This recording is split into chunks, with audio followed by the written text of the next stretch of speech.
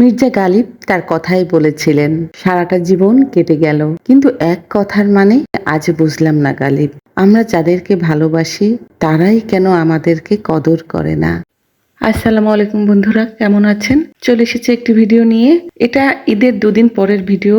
আজ আমার বড় ভাই তার কর্মস্থলে চলে যাবে, ভাবিও তার সাথে যাবে, যার জন্য খুব তাড়াহুড়ো করে মা রান্না শুরু করে দিয়েছেন।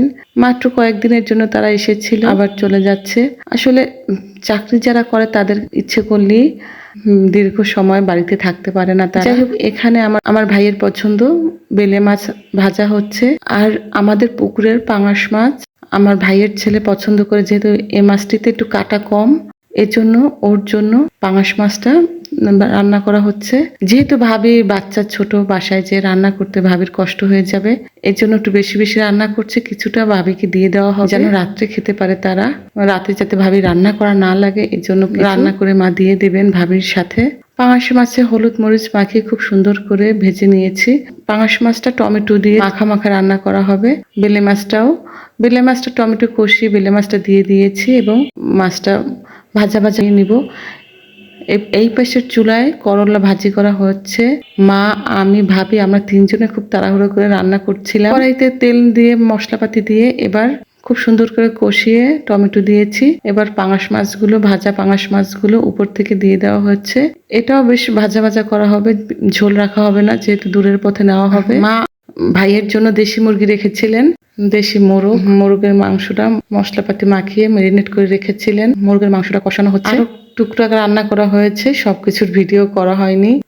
যাই হোক, দুপুরের খাবারের জন্য বসে পড়েছি সবাই। দুপুরে বলতে আজকে একটার মধ্যে খাওয়া হয়ে গিয়েছে, যেহেতু ভাইয়া চলে যাবে। কাঁচা কলা রান্না করা হয়েছে চিংড়ি মাছ দিয়ে। কাঁচা কলাটা খুব সুন্দর হয়েছিল রান্না, যদিও ভিডিও করতে পারিনি। মাংসটাও হয়ে গেছে, মাংসে আস্ত রসুন দেওয়া হয়েছে, করা হয়েছে মাংসটা। দেশি মুরগের মাংস খেতে খুবই ভালো লাগে। যাই হোক, প্রতিটি রান্নাই চমৎকার হয়েছে। দুপুরে খাওয়া দাওয়া শেষ, খাওয়ার কিছুক্ষণ পরে ভাইয়া রওনা দিয়েছে। ছিল ভাবি আমার দিকে তাকিয়ে একটু ভাবির ভিডিও করে নিলাম, ভাবি হাসছিল।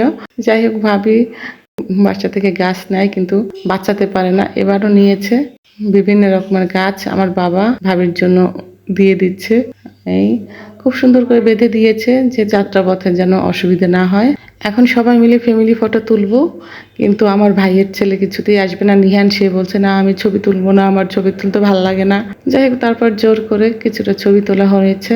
যদিও আমার ছোট ভাই এখানে অনুপস্থিত, ছোট ভাই আসতে পারিনি ঈদের ছুটিতে, ভাবিও আসতে পারিনি। আমার ছোট ভাইয়ের বিয়ের সময় আমরা পরিবারের সবাই একত্র হয়েছিলাম, এরপর আর সবাই একত্র হতে পারিনি। দেখা যায় একজন আসলে আর একজনের ছুটি হয় না, অথবা আমরা ভাই বোন সব একত্র হলেও আমাদের হাজবেন্ডরা তখন আসতে পারে না।